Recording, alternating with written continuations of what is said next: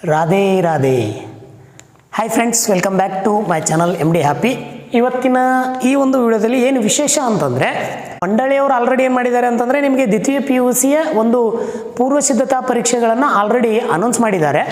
So ನಿಮಗೆ ಈ ವರ್ಷ ಒಂದು 2 ಪೂರ್ವ ಸಿದ್ಧತಾ ಪರೀಕ್ಷೆಗಳನ್ನು ಇಡಬೇಕಂತೇಳಿ ಮಂಡಳಿ ಏನಪ್ಪ ಅಂತ ನಿರ್ಧಾರ ಮಾಡಿಕೊಡೋದ್ರಿಂದ ನಾನೇನು ಮಾಡಿದ್ದೀನಿ ಅಂತಂದರೆ, ಒಂದು ಹಳೆಯ 2 ವರ್ಷದ ಮಾದರಿ ಪ್ರಶ್ನೆ ಪತ್ರಿಕೆಗಳನ್ನು ತೆಗೆದುಕೊಂಡು ಬಂದಿದ್ದೀನಿ ಮಾದರಿಗಳಾಗಿ. ಸೊ ಯಾವ ರೀತಿ ಹಳೆಯ ವರ್ಷದಲ್ಲಿ ಪೂರ್ವ ಸಿದ್ಧತಾ ಪರೀಕ್ಷೆಯಲ್ಲಿ ಬಂದಿರುವಂಥ ಕ್ವಶನ್ ಪೇಪರ್ಗಳು, ವಿಷಯ ಕನ್ನಡ, ಈ ವಿಷಯಕ್ಕೆ ಸಂಬಂಧಪಟ್ಟಂತೆಲ್ಲ ನೋಡ್ತಾ ಇದ್ದೀರಿ. ಉಪನಿರೀಕ್ಷಕ ಕಾರ್ಯಾಲಯ ಪದವಿ ಪೂರ್ವ ಶಿಕ್ಷಣ ಇಲಾಖೆ ದ್ವಿತೀಯ PUC ಪೂರ್ವ ಸಿದ್ಧತಾ ಪರೀಕ್ಷೆ 2023ರಲ್ಲಿ ಕೇಳಿರುವಂಥ ಒಂದು ಪರೀಕ್ಷೆ. ಎಷ್ಟರಲ್ಲಿ? 2023ರಲ್ಲಿ. ವಿಷಯ ಕನ್ನಡ. ನಿಮಗೆಲ್ಲ ಗೊತ್ತಿರುವಂತೆ ಕನ್ನಡಕ್ಕೆ ಎಷ್ಟು ಅಂಕಗಳಿದ್ದು 2023ರಲ್ಲಿ? 100 ಅಂಕಗಳಿದ್ದವು. ಈಗ ಅದನ್ನೇನು ಮಾಡಿದ್ದಾರೆ? 80ಕ್ಕೆ ಇಳಿಸಲಾಗಿದೆ. ಎಷ್ಟಕ್ಕೆ ಇಳಿಸಲಾಗಿದೆ ರೀ? 80ಕ್ಕೆ. ಅವುಗಳೇನು ಮಾಡಿದ್ದಾರೆ ಅಂತಂದರೆ ಕಡಿತವನ್ನು ಮಾಡಿದ್ದಾರೆ. ಸೊ ಒಂದು 2023ರಲ್ಲಿರುವಂಥ ಕ್ವಶನ್ ಪೇಪರಲ್ಲಿ ಬಂದಿರುವಂತಹ ಕೆಲವು ಪೂರ್ವ ಸಿದ್ಧತಾ ಪರೀಕ್ಷೆಯಲ್ಲಿ, ಅಂದರೆ ಈ ವರ್ಷವೂ ನಿಮ್ಗೆ ಏನು ಮಾಡಿದ್ದಾರೆ ಅಂತಂದರೆ ಬ್ಲೂ ಪ್ರಿಂಟನ್ನು ಕೊಟ್ಟಿದ್ದಾರೆ. ಆ ಬ್ಲೂ ಪ್ರಿಂಟ್ ಪ್ರಕಾರನೂ ಏನಪ್ಪ ಅಂತಂದ್ರೆ ಕೆಲವು ಪ್ರಶ್ನೆಗಳು ಬರೋದ್ರಿಂದ ಕೇವಲ ಒಂದು ಈ ಕ್ವಶನ್ ಪೇಪರನ್ನು ಮಾದರಿ ಪ್ರಶ್ನೆ ಪತ್ರಿಕೆಯಾಗಿ ನೀವೆಲ್ಲ ಬಳಸ್ಕೋರಿ ಅಂತ ಹೇಳ್ತೀನಿ. ಸೊ ನಾವಿಲ್ಲಿ ಬಂದಿರುವಂಥ ಪ್ರಶ್ನೆಗಳನ್ನು ಮೆಲ್ಕಾಗ್ತಾ ಹೋಗೋಣ. ಸೊ ಅದಕ್ಕಿಂತ ಮುಂಚೆ ಇನ್ನು ನಮ್ಮ ಚಾನಲ್ನ ಸಬ್ಸ್ಕ್ರೈಬ್ ಆಗಿಲ್ಲ, ದಯವಿಟ್ಟು ನಮ್ಮ ಚಾನಲ್ನ ಸಬ್ಸ್ಕ್ರೈಬ್ ಮಾಡ್ಕೊಳ್ಳಿ ಅಂತ ಹೇಳ್ತಾ ವಿಡಿಯೋಗಳನ್ನು ನಿಮ್ಮ ಸ್ನೇಹಿತರಿಗೆ ಶೇರ್ ಮಾಡಿ. ನಮ್ಮ ಒಂದು ಸಣ್ಣ ಒಂದು ಟೆಲಿಗ್ರಾಮ್ ಗ್ರೂಪ್ ಇದೆ. ಆ ಗ್ರೂಪಿನ ಲಿಂಕನ್ನು ವಿಡಿಯೋ ಡಿಸ್ಕ್ರಿಪ್ಷನಲ್ಲಿ ಕೊಟ್ಟಿರ್ತೀನಿ. ಆ ಲಿಂಕ್ ಬಳಸ್ಕೊಂಡು ಅಲ್ಲಿ ನಿಮಗೆ ನೋಟ್ಸ್ಗಳು ಸಿಗ್ತವೆ, ಅವುಗಳನ್ನು ನೋಡ್ಕೊತಾ ಹೋಗಿ ಅಂತ ಹೇಳ್ತೀನಿ. ನಿಮಗಿಲ್ಲಿ ಬಹು ಆಯ್ಕೆಯ ಒಟ್ಟು 10 ಪ್ರಶ್ನೆಗಳಿರ್ತವೆ. ಎಷ್ಟು ಇರ್ತಾವ್ರಿ? ಒಟ್ಟು 10 ಪ್ರಶ್ನೆಗಳು ನಿಮಗೆ ಬಹು ಆಯ್ಕೆ ಪ್ರಶ್ನೆಗಳಿರ್ತವೆ. ಸೊ ಇಲ್ಲಿ ಯಾರ ಕೈಯಲ್ಲಿ ದರ್ಪಣವಿದ್ದು ಫಲವಿಲ್ಲ ಅಂತೇಳಿ ಈ ವರ್ಷನೂ ನಿಮಗೆ 2025ರ ಬ್ಲೂ ಪ್ರಿಂಟಲ್ಲಿ ಕೇಳಿದ್ದಾರೆ. ಸೊ ಈ ಪ್ರಶ್ನೆ ಬಂದು ಹೋಗಿದೆ, ನೀವೆಲ್ಲ ಗಮನಿಸಬಹುದು. ಅಂಧಕನ ಕೈಯಲ್ಲಿ ದರ್ಪಣವಿದ್ದು ಫಲವಿಲ್ಲ ಅಂತೇಳಿ ನಾವು ಉತ್ತರವನ್ನು ಹೇಳ್ಬೋದು. ಗುರು ಹೇಗೆ ವರ್ತಿಸಬಾರದು ಅಂತೇಳಿ ನಿಮಗೆ ಕನ್ನಡದಲ್ಲಿ ಬಹಳ ಸಾರಿ ಪ್ರಶ್ನೆ ಕೇಳಿದ್ದಾರೆ. ಈ ವರ್ಷನೂ ಬಂದು ಹೋಗ್ತದೆ. ಸೊ ಲಘುವಾಗಿ ವರ್ತಿಸಬಾರದು ಅಂತೇಳಿ ಪ್ರಶ್ನೆಗೆ ಉತ್ತರವನ್ನು ನೋಡ್ತಾ ಹೋದಾಗ ಬಹಳ ಜನ ವಿದ್ಯಾರ್ಥಿಗಳು ಕೇಳ್ತಾ ಇರ್ತೀರಿ, ಸರ್ ನಾನು ರಿಪೀಟರ್ ಸ್ಟೂಡೆಂಟು, ನಾನು ಬಹಳ ವರ್ಷಗಳ ನಂತರ ಪರೀಕ್ಷೆಗಳನ್ನು ಕಟ್ತಾ ಇದ್ದೀನಿ, ಈ ಪ್ರಶ್ನೆಗಳನ್ನು ಓದ್ಕೊಂಡ್ರೆ ಪಾಸ್ ಆಗ್ತೀನಾ ಅಂತೇಳಿ ನೀವು ಕೇಳ್ತೀರಿ. ಖಂಡಿತವಾಗಿಯೂ ಈ ಪ್ರಶ್ನೆ ಪತ್ರಿಕೆಯಲ್ಲಿ ಬಂದಿರುವಂತಹ ಪ್ರಶ್ನೆಗಳನ್ನು ಓದ್ಕೊಂಡ್ರೆ ಸರಳವಾಗಿ ನೀವು ಪಾಸ್ ಆಗ್ತೀರಿ ಅಂತ ಹೇಳ್ತೀನಿ. ಯಾರ ಕಂಬನಿಯನ್ನೆರೆಸಿ ಜೀಸಸ್ ದಿನನಿತ್ಯ ಶಿಲುಬೆಗೆ ಏರಿದ್ದಾನೆ ಅಂತೇಳಿ 2023ರಲ್ಲಿ ಕ್ವಶನ್ ಕೇಳಿದ್ದಾರೆ. ಶೋಷಿತರನ್ನ ಕಂಡಂತ ಜೀಸಸ್ ಏನಪ್ಪಾ ಅಂತಂದ್ರೆ ದಿನನಿತ್ಯ ಶಿಲುಬೆಗೆ ಏರ್ತಿದ್ದ. ಹೆಣ್ಣು ಮಕ್ಕಳ ದುಃಖ ಬಲ್ಲವರು ಯಾರು ಅಂತಂದ್ರೆ ಹೆತ್ತ ತಾಯಿ ಏನ್ ಮಾಡ್ತಿದ್ಳು ಅಂತಂದ್ರೆ ಹೆಣ್ಣು ಮಕ್ಕಳನ್ನ ದುಃಖವನ್ನ ಹೊರ್ತಾ ಇದ್ರು. ಕಲಾಂ ಅವರ ಆತ್ಮಚರಿತೆಯ ಹೆಸರು ವಿಂಗ್ಸ್ ಆಫ್ ಫೈರ್, ಅಗ್ನಿಯ ರೆಕ್ಕೆಗಳು ಅಂತ ಕರಿತೀವಿ. ಸೊ ಪ್ರಶ್ನೆಗಳನ್ನ ನೀವು ನೋಡ್ತಾ ಹೋದಾಗ ನಿಮ್ಗೊಂದು ಐಡಿಯಾ ಬರ್ತದೆ, ಯಾವ ಅಧ್ಯಾಯದ ಮೇಲೆ ಮತ್ತು ಯಾವ ಬ್ಲೂ ಪ್ರಿಂಟ್ ಪ್ರಕಾರ ಯಾವ ಒಂದು ಪದ್ಯ ಭಾಗ ಗದ್ಯ ಭಾಗದ ಮೇಲೆ ಪ್ರಶ್ನೆಗಳು ಬಂದಿವೆ ಅಂತ ಹೇಳಿ. ಕನ್ನಡ ಕಸ್ತೂರಿಯಲ್ಲ ಅಂದವರ ಮನೋರಮೆ ಅಂತ ಹೇಳ್ತೀವಿ. ಈ ವರ್ಷ ನಿಮಗೆ ಮಾಡೆಲ್ ಕ್ವಶನ್ ಪೇಪರ್ 3ರಲ್ಲಿ ಈ ಕ್ವಶನ್ ಬಂದೋಗಿದೆ. ನೀವು ಮಾಡೆಲ್ ಕ್ವಶನ್ ಪೇಪರ್ ವಿಡಿಯೋ ನೋಡಿಲ್ಲ ಅಂದ್ರೆ ಪ್ಲೇ ಲಿಸ್ಟ್ ಇದೆ, ವಿಡಿಯೋ ಹೋಗಿ ನೋಡಿ. ಕಲಿಯುಗದ ಅದ್ಭುತ ಅಮೃತ ಅಂದರೆ ಅದು ಚ. ಬಹಳ ಸಾರಿ ಕ್ವಶನ್ ಕೇಳಿದ್ದಾರೆ. ಆನೆಯ ಮಾವುತನ ಹೆಸರೇನು? ವೇಲಾಯುಧ. ಹೌದಾ? ನೆಕ್ಸ್ಟ್, ಟೆಲಿಫೋನ್ ಕಂಬದ ಮೇಲೆ ಮೃತನಾದ ಲೈನ್ಮನ್ ಯಾರು ಅಂತಂದ್ರೆ ತಿಪ್ಪಣ್ಣ ಅಂತ ಹೇಳ್ತೀವಿ. ಪ್ರಶ್ನೆಗಳು ನೋಡ್ರಿ ನಿಖರವಾಗಿ ಅಕ್ಯುರೇಟ್ ಆಗಿ ಇವೇ ಪ್ರಶ್ನೆಗಳು ಮರಳಿ ಬರ್ತವೆ. ಸ್ವಲ್ಪ ಅದು ನೀವು ಗಳಿಸ್ಕೊಳ್ಳಿ. ಇಲ್ಲಿ ಇನ್ನೊಂದು ಪ್ರಶ್ನೆ ನಿಮ್ಗೆ ಕೊಟ್ಟಿದ್ದಾರೆ ನೋಡ್ರಿ. ನಾಗರಾಜ ಕೋವಿ ಹಿಡಿದು ಎಲ್ಲಿ ಕುಳಿತಿದ್ದ? ನಾಗರಾಜ ಕೋವಿ ಹಿಡಿದು ಎಲ್ಲಿ ಕುಳಿತಿದ್ದ ಅಂತಂದ್ರೆ ಶಿಕಾರಿ ಗುಡಿಯಲ್ಲಿ ಕುಳಿತಿದ್ದ. ಎಲ್ಲಿ ಕುಳಿತಿದ್ರಿ? ಶಿಕಾರಿ ಗುಂಡಿ ಆಗ್ಬೇಕದು, ಗುಡಿಯಲ್ಲಿ ಕೂತಿದ್ದ ಅಂತ ಹೇಳ್ತಾರೆ. ನೆಕ್ಸ್ಟ್ ನಿಮ್ಗಿಲ್ಲಿ ಹೊಂದಿಸಿ ಬರೆಗೆ ನೇರ ಹೋಗ್ತಿ. ಹೊಂದಿಸಿ ಬರೆ ಆದ ನಂತರ ಏನ್ ಮಾಡ್ತಾ ಇದ್ರು ಅಂತಂದ್ರೆ ಬಿಟ್ಟ ಸ್ಥಳವನ್ನು ತೆಗೆದುಕೊಂಡು ಬರ್ತಾ ಇದ್ರು. ನೀವೆಲ್ಲ ಹೊಂದಿಸಿ ಬರೆ ಗಮನಿಸ್ತೀರಿ. ಪಗೆಯಂ ಬಾಲಕನೆಂಬರೆ ನಿಮ್ಗೆಲ್ಲ ಗೊತ್ತಿದೆ. ಪುಲಿಗೇರಿ ಸೋಮನಾಥ, ಬೆಳಗು ಜಾವ. ಹೌದಾ? ನೋಡ್ರಿ, ದರಾ ಬೇಂದ್ರೆ ಅವ್ರದ್ದು, GS ಶಿವರುದ್ರಪ್ಪನವರು. ಎಷ್ಟು ಸಾರಿ ಪ್ರಶ್ನೆ ಬಂದಿದೆ ಇದು. ಮುಂಬೈ ಜಾತಕ ಅಂತೇಳಿ ಉತ್ತರ. ಇನ್ನು ಹತ್ತಿ ಚಿತ್ತ ಮತ್ತು ಅಂತ ಹೇಳ್ತಾರೆ. ಹಾಗಾದ್ರೆ ಉತ್ತರ ಟಿ ಎಲ್ಲಪ್ಪ ಅಂತ ಹೇಳ್ತೀವಿ. ಸುಕನ್ಯಾ ಮಾರುತಿ, ಒಮ್ಮೆ ನಗುತ್ತೇವೆ. ಸೊ ಈ ರೀತಿ ಹೊಂದಿಸಿ ಬರೆಯಲು ಪ್ರಶ್ನೆಗಳು ಬಂದಿವೆ. ಇನ್ನು ಬಿಟ್ಟ ಸ್ಥಳದಲ್ಲಿ ನೀವು ಪ್ರಶ್ನೆಗಳನ್ನು ನೋಡ್ತೀರಿ. ಇಲ್ಲಿ ನೋಡಿ, ನಿಶಾ ಶರ್ಮಾ ಇದೆ, ಶಾಂಭವಿ ಇದೆ, ಸಿದ್ಲಿಂಗಿ ಇದೆ, ಸಿಂಹಬಾಲದ ಕೋತಿಗಳು ಇದೆ, ಡಾಕ್ಟರ್ CNR ರಾವ್ ಅಂತ ಇದೆ. ಈ ಪ್ರಶ್ನೆಗಳು ಹೋದ ವರ್ಷನೂ ಬಂದಿದ್ವು, ಮುಂದೆನೂ ಬರ್ತವೆ ಅಂತ ಹೇಳ್ತೀವಿ. ಬಸಲಿಂಗ ಸಿದ್ಧಲಿಂಗನ ಹೆಂಡತಿ ಹೆಸರು ಏನ್ರಿ? ಸಿದ್ಧಲಿಂಗಿ. ಕೆಂಪು ಪಟ್ಟಿಗೆ ಸೇರಿದ ಪ್ರಾಣಿ ಸಿಂಹ ಬಾಲದ ಕೋತಿಗಳು. ಕನ್ನಡ ಮೂಲಕ ಕಲಿತು ಶ್ರೇಷ್ಠ ವಿಜ್ಞಾನಿಯಾದವರು ಡಾಕ್ಟರ್ CNR ರಾವ್. ಚಿಂತಾಮಣಿ ನಾಗೇಶ ರಾಮಚಂದ್ರ ರಾವ್ ಅಂತ ಹೇಳ್ತೀವಿ. ಇನ್ನ ದಣಿಗಳ ಮನೆಯ ಪಕ್ಕದಲ್ಲಿ ಹರಿಯುವ ಹೊಳೆ ಯಾವುದಂತಂದ್ರೆ ಶಾಂಭವಿ ಹೊಳೆ. ಇನ್ನು ದುರಾಸೆ ಹುಡುಗನ ನಿರಾಕರಿಸಿದವರು ನಿಶಾ ಶರ್ಮಾ ಅಂತ ಹೇಳ್ತೀವಿ. ಈ ರೀತಿ ನಿಮ್ಗೆ ಏನಪ್ಪಾ ಅಂತಂದ್ರೆ 2023ರಲ್ಲಿ ನೋಡಿ, 2023ರ ಒಂದು ಪೂರ್ವ ಸಿದ್ಧತಾ ಪರೀಕ್ಷೆಯಲ್ಲಿ ಕೇಳಿರುವಂಥದ್ದು ಎಷ್ಟು ನಿಖರವಾಗಿದ್ದಾವೆ ನೋಡ್ರಿ ಪ್ರಶ್ನೆಗಳು. ಇಲ್ಲಿ ನೀವು ನೋಡ್ತಾ ಹೋದಾಗ ಏನ್ ಅನಿಸ್ತದೆ ಅಂದ್ರೆ ಪ್ರಶ್ನೆಗಳು ಮರಳಿನೇ ಕೇಳ್ತಾರೆ ಅಂತೇಳಿ. ಆ ಭಾಗಕ್ಕೆ ಹೋದಾಗ ಇಲ್ಲಿ ನಿಮ್ಗೆ ಏನು ಕೊಡ್ತಾರೆ ಅಂದ್ರೆ 4 ಪ್ರಶ್ನೆಗಳಿಗೆ 2-3 ವಾಕ್ಯದಲ್ಲಿ ಉತ್ತರಿಸಿ. ನಾನು ಉತ್ತರವನ್ನು ಕೊಟ್ಟಿಲ್ಲ, ನೇರವಾಗಿ ಪ್ರಶ್ನೆಗಳನ್ನು ತೆಗೆದುಕೊಂಡು ಬಂದಿದ್ದೀನಿ. ಈ ವರ್ಷ ಯಾವ ಕಡ್ಡಾಯ ಬರ್ತವೆ ಅಂತ ಹೇಳ್ಕೊತ ಹೋಗ್ತೀನಿ ನೋಡಿ. ತಾನು ಘೋರತರ ವಿಷ ಕುಡಿಯುವುದಾಗಿ ದ್ರೌಪದಿ ಏಕೆ ಹೇಳುತ್ತಾಳೆ? ಪ್ರಶ್ನೆ ಬಹಳ ಸರಿ ಬಂದಿದೆ. ಯಾರಿಗೆ ತತ್ವಜ್ಞಾನ ಹೇಳಿ ಪ್ರಯೋಜನ ಇಲ್ಲ, ಮರಳಿ ಬರುವಂಥದ್ದು. ಗರತಿಯ ಹಾಲುಂಡು ತವರಿಗೆ ಏನೆಂದು ಹರಿಸುವಳು, ಮುದುಕಿ ಯಾರನ್ನು ಏನೆಂದು ಪ್ರಾರ್ಥಿಸುವಳು, ಮಾಗುವ ಜೀವದ ಪಯಣ ಹೇಗೆ ಸಾಗುತ್ತದೆ. ಇದರಲ್ಲಿ ಒಟ್ಟು ನೀವು 4 ಪ್ರಶ್ನೆಗೆ ಉತ್ತರವನ್ನು ಬರಿಬೇಕು. ಇದರಲ್ಲಿ 1, 2 ಈ 2 ಪ್ರಶ್ನೆಗಳು ಕಡ್ಡಾಯವಾಗಿ ನಿಮಗೆ ಬಂದೇ ಬರ್ತವೆ. ಇನ್ನು ಗದ್ಯ ಭಾಗದಲ್ಲಿ ಬ್ರಿಟಿಷ್ ಬರುವ ಮೊದಲು ವಾಲ್ಪೇರ್ ಹೇಗಿತ್ತು, ತ್ರಿಭಾಷಾ ಸೂತ್ರದ ಬಳಕೆ ಹೇಗಿರಬೇಕು, ಕಲಾಂ ಅವರ ಬದುಕಿನ ಮಂತ್ರ ಯಾವುದು, ಹಳ್ಳಿಯ ಅಂಗಡಿ ಹೇಗಿರುತ್ತಿತ್ತು ಅಂತೇಳಿ ನಿಮಗೆ ಪ್ರಶ್ನೆಯನ್ನ ಕೇಳಿದ್ದಾರೆ. ದೀರ್ಘ ನಾಟಕದ ಮೇಲೆ ನಿಮಗೆ ಕೆಲವು ಪ್ರಶ್ನೆಗಳು ಯಾವ ರೀತಿ ಕೇಳ್ತಾರೆ ನೋಡಿ. ದುರ್ಗಪ್ಪ ಏಕೆ ಬಂದಿರಬಹುದೆಂದು ನಿರೂಪಕ ಯೋಚಿಸಿದರು. ಸೊರಗಿದ್ದ ಆನೆಯನ್ನು ಕೃಷ್ಣೇಗೌಡರು ಹೇಗೆ ಸಾಕಿದರು. ನೋಡ್ರಿ ಪ್ರಶ್ನೆಗಳು ಯಾವ ರೀತಿ ಬಂದಿವೆ. ತನ್ನ ಕೆಲಸ ಅತ್ಯಂತ ಅಪಾಯಕಾರಿ ಎಂದು ದುರ್ಗಪ್ಪ ಹೇಗೆ ವಿವರಿಸಿದ. ಒಟ್ಟು ಇಲ್ಲಿ 4 ಪ್ರಶ್ನೆಗಳು ಬರಿಬೇಕು. ನಿಮಗೆ 4 8 ಏನಪ್ಪ ಅಂಕಗಳು ಸಿಗ್ತವೆ. ಇನ್ನು ಸಂದರ್ಭ ಸೂಚಿಸಿ ಸ್ವಾರಸ್ಯ ಬರೀರಿ ಎಂಬಲ್ಲಿ ನೋಡ್ಕೋತಾ ಹೋಗಿ. ಇಲ್ಲಿ ಅಸಾಧ್ಯ ಮಪ್ಪ ಮರಕಮ್ಮಿಲ್ಲ ಅಂತೇಳಿ ಒಂದು ಪ್ರಶ್ನೆಯನ್ನು ಕೇಳಿದ್ದಾರೆ. ತೃಣವೇ ಪರ್ವತವಲ್ಲವೇ, ಈ ಪ್ರಶ್ನೆ ನೆನಪಿರಲಿ, ನಿಮಗೆ ಕಡ್ಡಾಯವಾಗಿ ಬಂದೇ ಬರ್ತದೆ. ರಸ್ತೆ ಚಿನ್ನಲ್ಲಿ ಕೈ ಹಿಡಿದು ನಡೆಸಿದವಳು ಯಾವುದು. 1 ವಾಕ್ಯದಲ್ಲಿ ಸಂದರ್ಭ ಸೂಚಿಸಿ ಅಂತೇಳಿ ನಿಮಗೆ ಪದ್ಯ ಭಾಗದಲ್ಲಿ ಕೇಳ್ತಾರೆ. 1, 2 ಕೊಟ್ಟು 1 ಬರಿ ಅಂತ ಹೇಳ್ತಾರೆ. ನೀರು ಬಿದ್ದರೆ ಕಣ್ಣು ಹೋಗುವ ಅಪಾಯ ಇದೆ ನೋಡ್ರಿ. ಮತ್ತೆ ಇದೇ ಲೋಟವಲ್ಲವೇ ತನ್ನ ಬೆವರಿನ ಬೆಲೆ ಕಳೆದಿದ್ದು. ಪ್ರಶ್ನೆಗಳು ಯಾವ ರೀತಿ ಬಂದಿದೆ ಅಂತ ಹೇಳಿ ಒಂದೊಂದಾಗಿ ಇಲ್ಲಿ ನೋಡ್ಕೊಂತ ಹೋಗ್ಬೇಕು ನೀವು. ಇನ್ನು ದೀರ್ಘ ನಾಟಕಕ್ಕೆ 2 ಕೊಡ್ತಾರೆ. 1 ವಾಕ್ಯದ ಕುರಿತು ಸಂದರ್ಭ ಸೂಚಿಸಿ ಬರೆಯಿರಿ ಅಂತ ಹೇಳ್ತಾರೆ. ಇಲ್ಲಿ ನಿನ್ನ ಪುಕಾರೇನಿದ್ರು ಬರವಣಿಗೆಯಲ್ಲಿ ಇರಬೇಕು. ಕೋವಿ ಸಿಕ್ಕಿದೆ ಆದರೆ ಹೆಣ ಸಿಕ್ಕಿಲ್ಲ. ಯಾವ ರೀತಿ ಪ್ರಶ್ನೆಗಳು ಬಂದಿವೆ ಅಂತೇಳಿ ಒಂದೊಂದಾಗಿ ನೋಡ್ಕೊಂತ ಹೋಗಿ. ಇಲ್ಲಿ ಭಾಗ ಹೀಗೆ ಬರ್ತೀನಿ. ಇಲ್ಲಿ 2 ಪ್ರಶ್ನೆಗಳಿಗೆ 5-6 ವಾಕ್ಯದಲ್ಲಿ ಬರಿಬೇಕು. 5 ರಿಂದ 6 ವಾಕ್ಯದಲ್ಲಿ ಉತ್ತರವನ್ನು ಬರಿಬೇಕು. ಪ್ರಶ್ನೆಗಳು ನೋಡಿ. ಭೀಮನು ದ್ರೌಪದಿಯನ್ನು ಹೇಗೆ ಸಂತೈಸಿದನು. ಈ ಪ್ರಶ್ನೆ ಕಡ್ಡಾಯ, ನಿಮಗೆ ನೆನಪಿರಲಿ, ಈ ಪ್ರಶ್ನೆ ಬರ್ತದೆ. ಸಮಾಜ ಕಂಟಕರ ಬಗ್ಗೆ ಪುರಂದರದಾಸ ಅಭಿಪ್ರಾಯ ಏನಿತ್ತು ಅಂತ ಕೇಳ್ತಾರೆ. ಯಾವ ಸ್ಥಳಗಳಲ್ಲಿ ಜೀಸಸ್ ದಿನನಿತ್ಯ ಶಿಲುಬೆಗೇರಿದ್ದಾನೆ ಚರ್ಚಿಸಿ. ಅದರ ಜೊತೆಗೆ ಮುದುಕಿ ತಳಮಳ ಕವಿತೆಯಲ್ಲಿ ಹೇಗೆ ವ್ಯಕ್ತವಾಗಿದೆ ಅಂತೇಳಿ ಕೇಳ್ತಾರೆ. ಇಲ್ಲಿ ನೆಕ್ಸ್ಟ್ ಇನ್ನೊಂದು ನಿಮಗೆ ಗದ್ಯ ಭಾಗದಲ್ಲಿ 5-6 ವಾಕ್ಯದಲ್ಲಿ ಅಂದ್ರೆ ಅವ್ರು ಏನ್ ಮಾಡಿದ್ದಾರೆ, ಗದ್ಯ ಮತ್ತು ದೀರ್ಘ ನಾಟಕದ ಮೇಲೆ ನಿಮಗೆ ಸಂದರ್ಭ ಕೇಳ್ತಾರೆ. 5-6 ವಾಕ್ಯದಲ್ಲಿ ಕೇಳ್ತಾರೆ. ಸೊ ಈ ರೀತಿನೇ ಡಿವೈಡ್ ಮಾಡಿ ನಿಮಗೆ ಕನ್ನಡದಲ್ಲಿ ಕೇಳುವುದುಂಟು.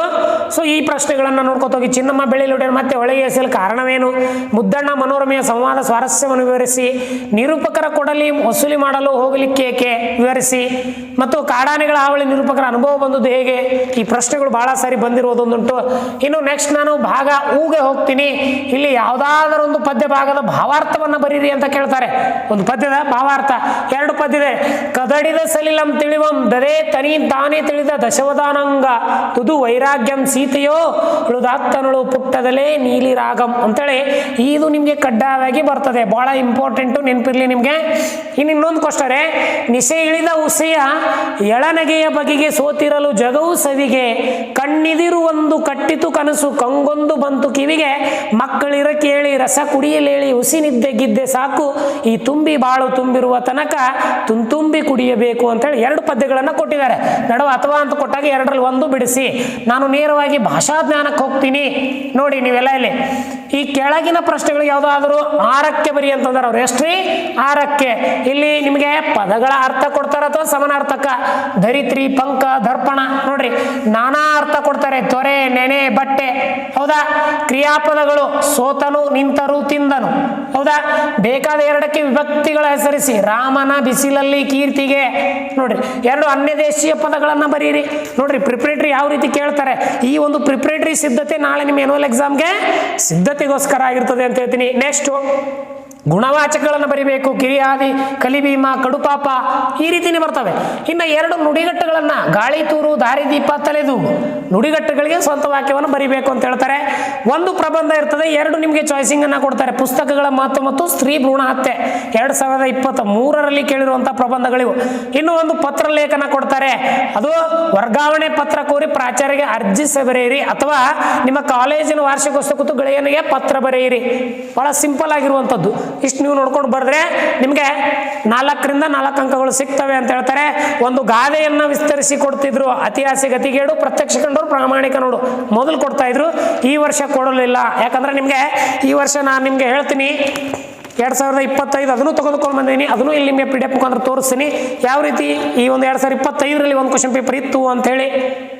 ಸೊ ವಿದ್ಯಾರ್ಥಿಗಳೇ ನೀವೆಲ್ಲ ಇಲ್ಲಿ ನೋಡ್ತಾ ಇದ್ದೀರಿ PUC ದ್ವಿತೀಯ ವರ್ಷದ ಪೂರ್ವ ಸಿದ್ಧತಾ ಪರೀಕ್ಷೆ 2025 ಮೊನ್ನೆ ನಡೆದಿರುವಂಥ ಅಂದರೆ ಹೋದ ವರ್ಷ ನಡೆದಿರುವಂತಹ ಒಂದು 2025ರ ಒಂದು ಪೂರ್ವ ಸಿದ್ಧತಾ ಪರೀಕ್ಷೆಯ ಒಂದು ಪ್ರಶ್ನೆ ಪತ್ರಿಕೆ ಇದು. ನಿಮಗೆ ಈ ವಿಡಿಯೋ ಇಷ್ಟ ಆಯಿತು ಅಂತಂದರೆ ಕಮೆಂಟ್ ಬಾಕ್ಸಲ್ಲಿ ರಾಧೆ ರಾಧೆ ಅಂತೇಳಿ ಕಮೆಂಟ್ ಮಾಡಿ ಅಂತ ಹೇಳ್ತೀನಿ. ನೆಕ್ಸ್ಟ್ ನಾನು ಮುಂದಕ್ಕೆ ಹೋಗ್ತೀನಿ. ಇಲ್ಲಿ ಪ್ರಶ್ನೆಗಳನ್ನು ನೋಡ್ತಾ ಹೋಗಿ.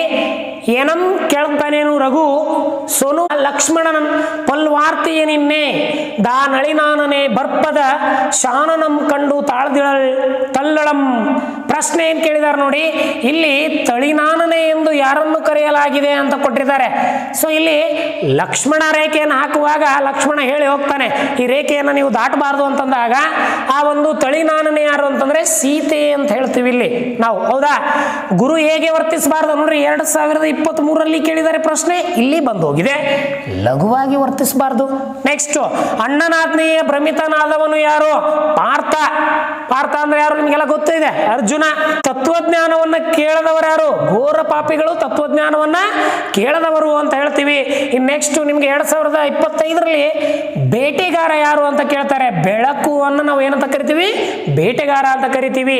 100 ದಾರಿ ಹಿಡಿದು ಸೀತಾ ವಾರ ವಾರಕ್ಕೆ ನನ್ನನ್ನು ಹುಡುಕಿ ಬೆಂಗಳೂರು ಟಾಟಾ ಇನ್ಸ್ಟಿಟ್ಯೂಟ್ಗೆ ಬರುತ್ತಿದ್ದಳು.